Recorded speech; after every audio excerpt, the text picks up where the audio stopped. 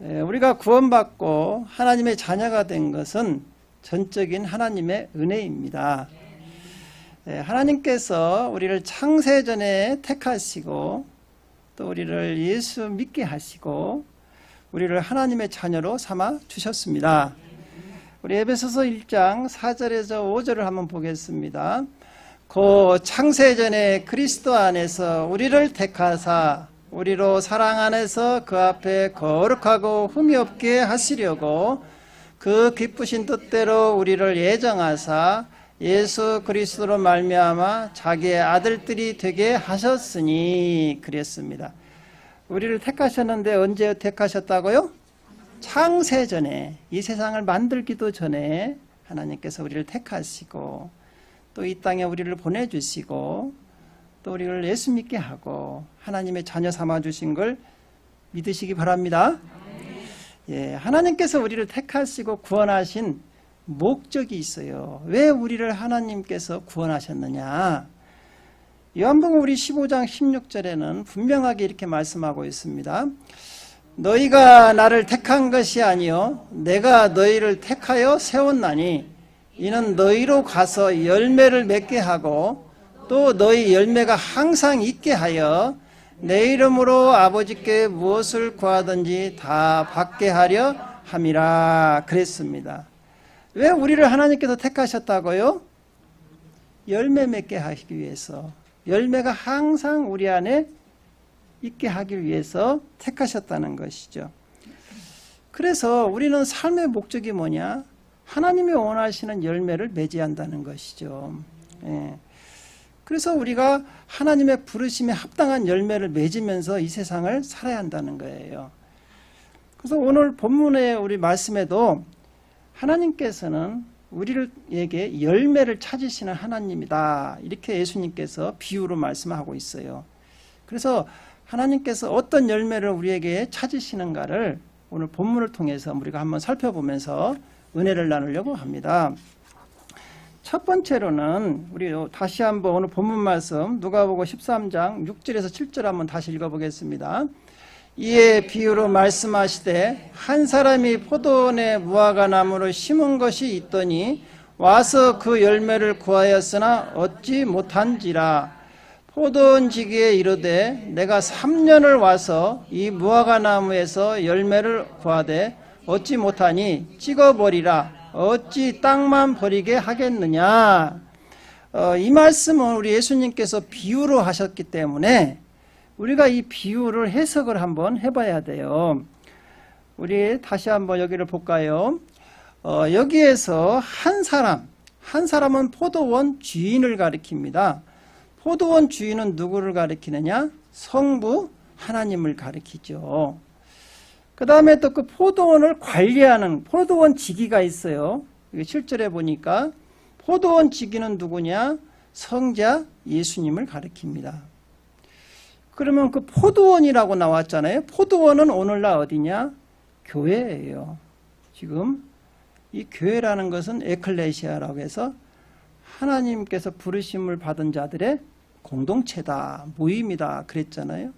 이 포도원은 교회를 상징하고 거기에 무화과 나무를 심었습니다. 그 무화과 나무는 성도들을 가리킵니다. 여러분들이 이걸 잘 이제 이해를 하고 오늘 본문을 다시 보면 확 이해가 되는 거예요. 우리 누가복음 13장 6절을 한번 다시 볼까요?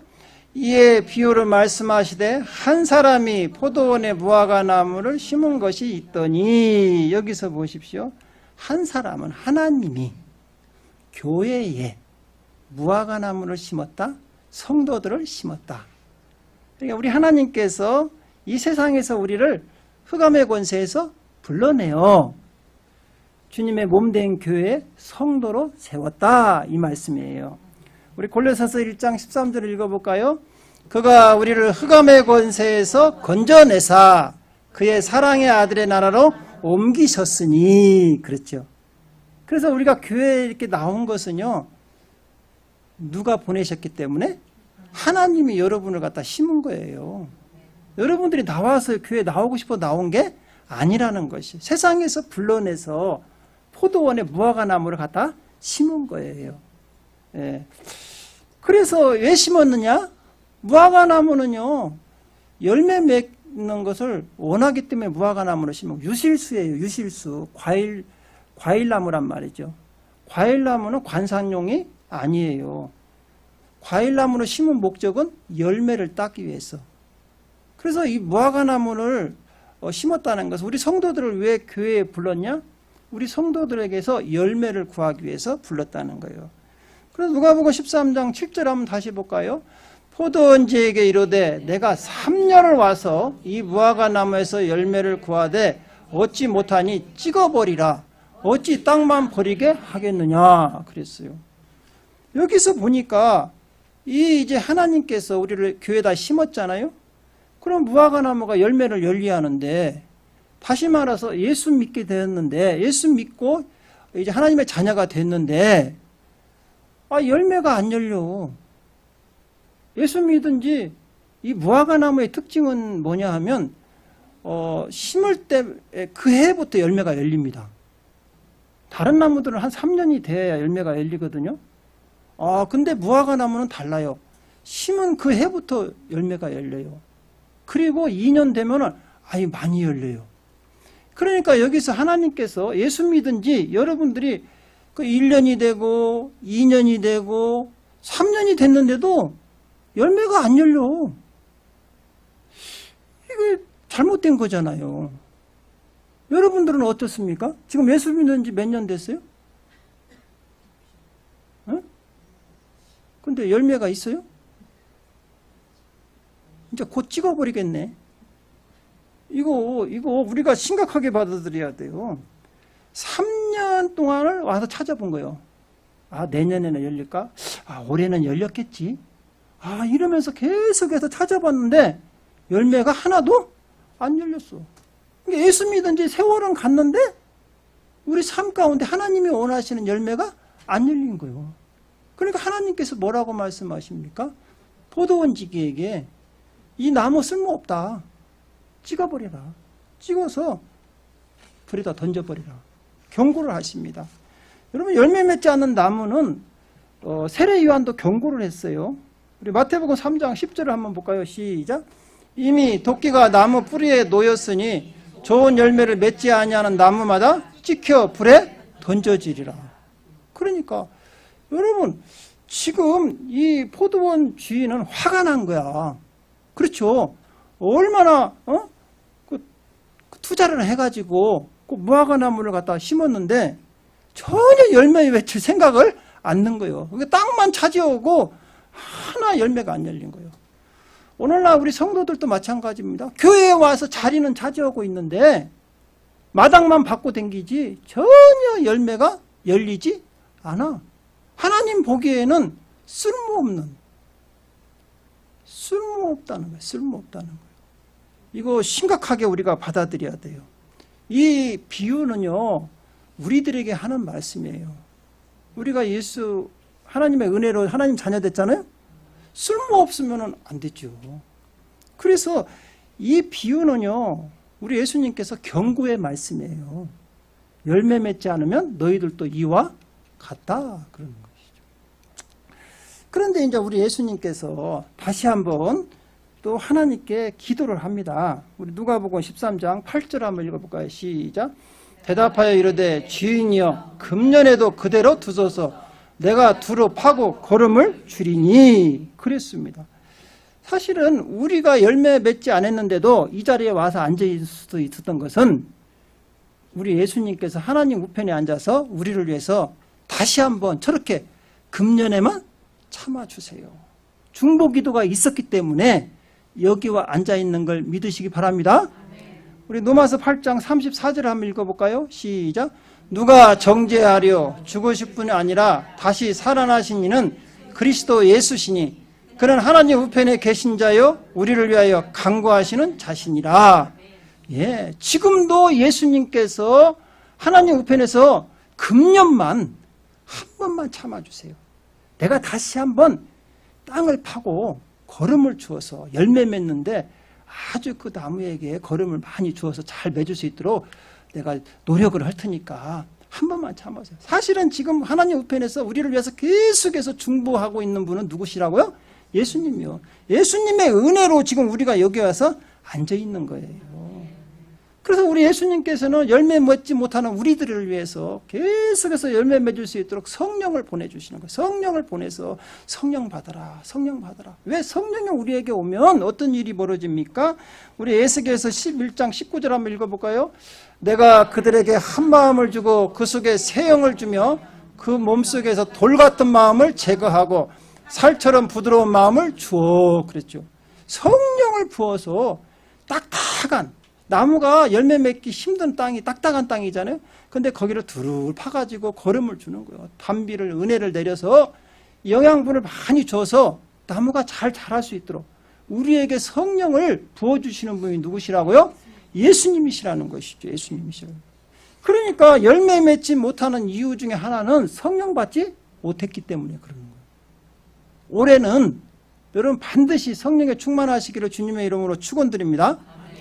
성령을 충만해야 돼요. 예수님이 자꾸 열매 맺을수록 성령을 부어주는데 성령을 못 받으면 열매가 다시는 맺을 수가 없는 거죠.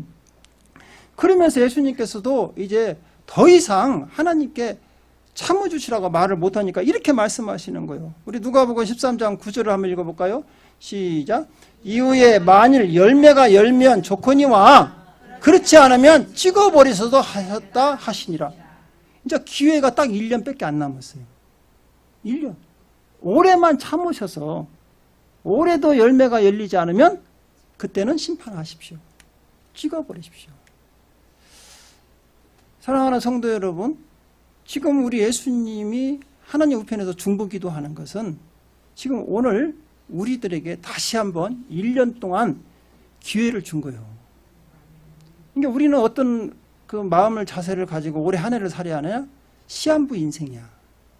올해 열매가 열리지 않으면 나는 내년은 없다. 종말론적인 신앙을 가지고 살아야 돼요. 할렐루야? 아니 목사님 무슨 새해부터 겁주는 거예요? 어쩌는 거예요? 내 말이 아니고 성경 말씀이잖아. 찍어버린대잖아. 저는 다시 한번 여러분에게 이런 찍힘을 받지 않기를 위해서 이 말씀을 하는 거예요. 그렇죠?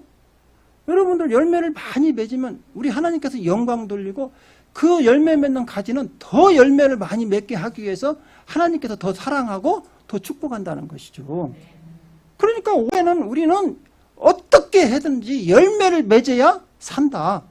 내년이 있다. 이런 종말론적인 신앙을 가지고 우리가 금년을 시작해야 한다는 것이죠.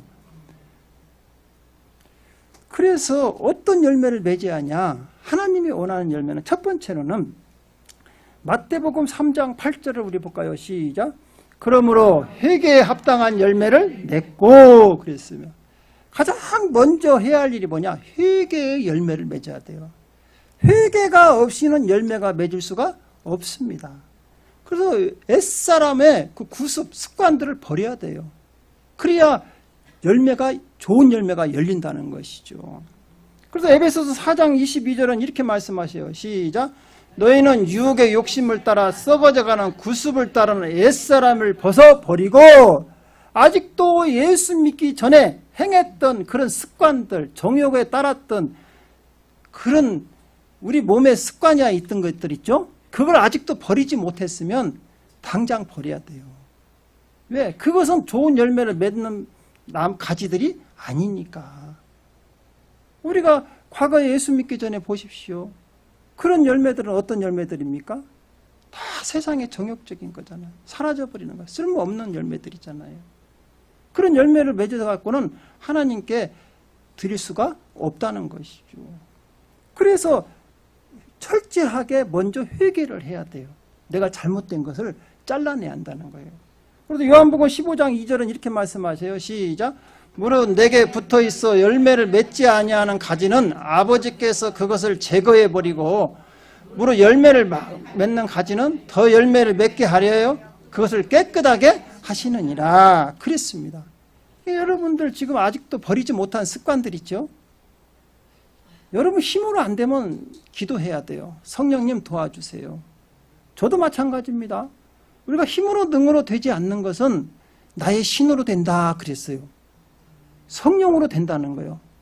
예, 여러분이 그러니까 안 되는 것은 성령을 의지하십시오. 반드시 될 줄로 믿습니다. 예, 두 번째, 이렇게 되면 어떤 열매가 맺느냐? 성령의 열매가 맺습니다. 우리 갈라디아서 5장 22절에서 23절을 볼까요?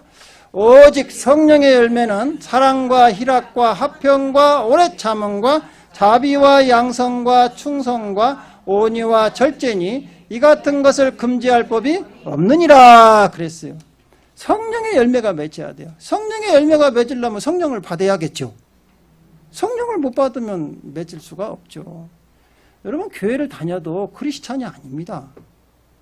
반드시 성령이 있어야 크리스찬이에요. 로마서 8장 9절에 보면 뭐라고 말씀하십니까? 너희 안에 그리스도의 영이 없으면 그리스도인이 아니다 그래요. 교회만 왔다 갔다 한다고 해서 성령의 열매가 맺히는 게 아니에요. 성령을 받고 반드시 누구 안에 있어야 하냐?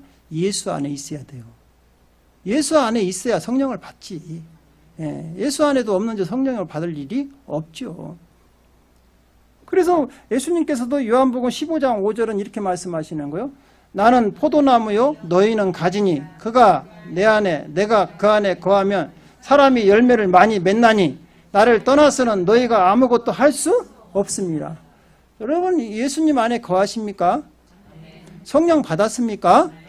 그러면 여러분은 성령의 열매를 맺어야죠. 성령의 열매가 없다. 그건 아직 성령 받지 못한 거예요. 예수 밖에 있다는 증거예요. 여러분, 다시를 한번 점검해 보시기 바랍니다.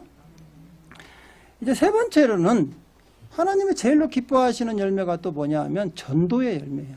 전도의 열매. 요한복음 4장 36절을 한번 읽어볼까요? 거두는 자가 이미 싹도 받고 영생에 이르는 열매를 모으나니 이는 뿌리는 자와 거두는 자가 함께 즐거워하게 하려 함이라. 영생에 이르는 열매, 이게 전도의 열매죠.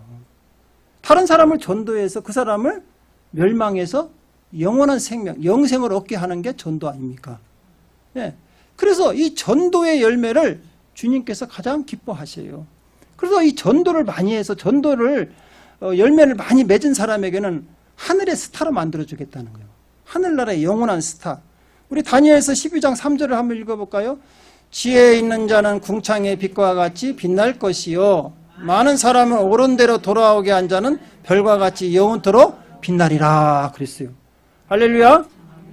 올해 전도 많이 하시기 바랍니다. 전도의 열매를 맺으시기 바랍니다. 네, 우리가 이 세상에서는 뭐 스타가 되려면 힘들잖아요. 여러분, 스타입니까?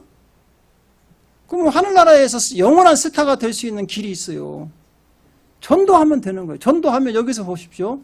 많은 사람을 옳은 대로 돌아오게 한 자는, 전도해서 하나님께 인도한 자는 하늘의 별과 같이 영원토록 스타로 만들어주겠다는 것이죠. 그러니까 여러분, 전도 많이 하십시오. 현장에서 내가 만난 예수를 바로 증거하십시오. 그러면 그들이 여러분의 말을 듣고 예수 믿고 하나님의 자녀가 되면 그들도 축복이지만 우리도 하늘에서 하나님의 상급이 있다는 거예요. 할렐루야. 이제 네 번째로는 빛의 열매가 있어요. 빛의. 우리는 빛의 자녀들이죠. 우리는 어둠의 자녀식이 아니죠. 할렐루야. 예. 그래서 에베소서 5장 9절은 빛의 열매를 맺어야 돼요. 시작. 빛의 열매는 모든 착함과 의로움과 진실함에 있느니라 그랬어요. 빛의 자녀는 우리가 이 세상에서 어떻게 살아야 하냐? 착하게, 의롭게, 진실하게 사는 것이 빛의 열매를 맺는 거예요. 예. 그래서 우리 예수님께서는 너희는 세상의 빛이니 그러면서 너희들이 세상에 어떻게 빛을 비춰야 하느냐? 마태복음 5장 16절은 이렇게 말씀하고 있어요. 시작. 이같이 너희 빛이 사람 앞에 비추게 하여 그들로 너희 착한 행실을 보고 하늘에 계신 너희 아버지께 영광을 돌리게 하라 그랬죠. 세상에서 어떻게 살아라고요? 착하게. 한번 따라서 해봐. 착하게 살자. 난 착하게 살자 하면 막 조폭영화 생각나. 감옥에서 나와서 어떻게 살자? 착하게 살자, 착하게 살자 하고 나쁜 짓만 계속 하고 다니잖아. 그냥 우리가 여기서 착하게 살자 해놓고 또 나가서 나쁜 짓만 하면 돼요, 안 돼요? 안 되죠.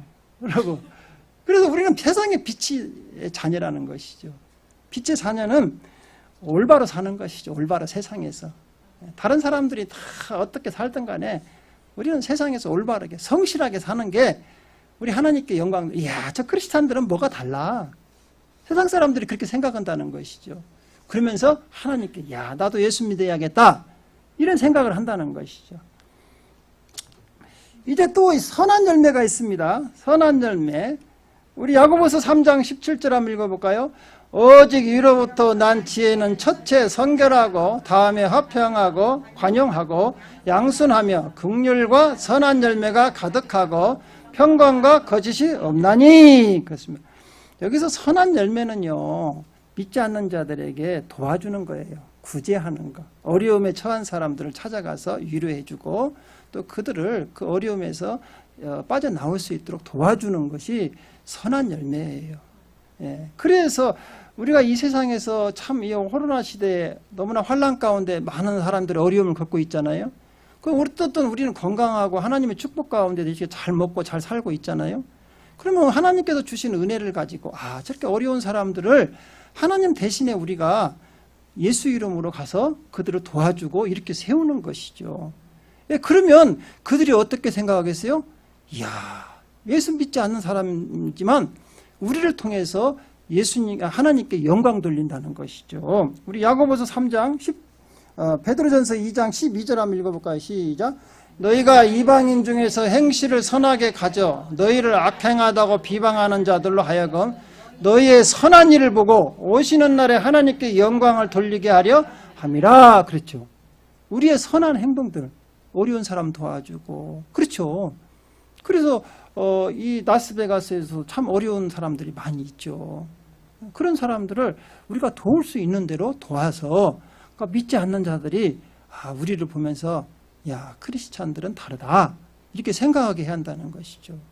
그런데 자기 혼자만 잘 먹고 자기 혼자만 나만 살았으니까 괜찮다 이렇게 생각하면 안 된다는 것이죠. 그러니까 같이 더불어서 아름다운 세상을 만들어가는데 우리가 하나님이 주신 축복을 가지고 활용해야 한다는 것이죠. 이게 이제 선한 열매를 맺는 것이죠. 이제 마지막으로 의의 열매가 있어요. 우리 빌립보서 1장 11절 한번 읽어볼까요? 예수 그리스도로 말미암아 의의 열매가 가득하여 하나님의 영광과 찬송이 되게 하기를 원하노라 그랬습니다. 우리는 하나님의 자녀지요. 하나님께서 우리를 의롭다 인쳐주셨잖아요. 하나님의 자녀는 이 세상에서 분쟁이 있는 곳에 어떻게 하느냐? 하나님의 마음으로 그들을 사랑하고 그들의 모든 그 분쟁을 없애는 거예요. 그래서 피스메이커가 돼야 돼요. 그래서 그 의의 열매를 갖다 이렇게 이야기해요. 야고보서 3장 18절은 이렇게 말씀하십니다. 시작. 화평하게 하는 자들은 화평으로 심어 의의 열매를 거두느니라. 그렇죠. 트러블 메이커가 아니라 피스메이커죠. 가는 곳마다 분쟁이 있는 곳에 그곳에 가면 어때요? 이 사람이 가면 모든 게 다 평화로운 죄예요. 가족도 그렇고 직장도 그렇고 사회도 그렇고 분쟁이 없는 곳이 없거든요. 그러면 가족도 분쟁이 있죠. 교회도 마찬가지죠. 또 직장도 분쟁이 없는 곳이 없죠. 그런데 우리가 가면 어때요? 평안해져. 모든 것이 다 합력해서 아주 좋아지는 거예요. 교회도 마찬가지입니다, 여러분. 교회도 여러 사람이 같이 문제 있는 사람들끼리 다 모여있기 때문에 교회가 문제 없는 곳은 없어요. 이 세상에 문제 없는 교회는 하나도 없어요. 가정도 마찬가지고요. 그러면 예수 믿는 내가, 하나님의 자녀인 내가 교회에 나오면 분쟁이 있는 교회도 평화로운 교회가 된다는 것은 의의 열매를 맺는 거죠. 근데 평화로운 교회에 그 사람만 가면 쌈박질이 난다. 이건 문제가 있는 사람이잖아요. 그렇죠? 그래 안 그래요? 그렇죠. 가족도 마찬가지예요. 가족도 서로 양보하고 서로 겸손하게 수용할 수 있는 그런 사람이 의의 열매를 맺는 것이죠. 직장도 가요. 직장도 가면 여러분 직장은 다 사람들이 다 목적을 가지고 왔기 때문에 서로 손해보려고 안 해요. 근데 예수 믿는 사람이 조금만 양보하고 손해보면 평화로워지는 것이죠. 이런 것이 의의 열매를 맺는 것이죠. 화평케 하는 것이죠. 사랑하는 성도 여러분, 금년에 우리 주님께서 우리에게 말씀하셨어요. 너희들은 지금 1년을 시한부 인생을 살고 있다. 어떤 열매를 맺어야 돼요? 우리는 반드시 올해는 가기 전에 열매를 맺어야 하나님께서 내년을 보장할 수가 있어요. 여러분, 이 말씀을 자세히 반드시 기억하시기 바랍니다. 그래서 이 시간에 여러분, 나는 과연 올해는 어떤 열매를 맺어서 하나님이 열매를 찾으실 때 어떤 열매를 드리고 싶다. 예, 여러분들이 그 각오를 가지고 새해를 시작했으면 하나님의 축복이 임할 줄로 믿습니다. 기도하겠습니다.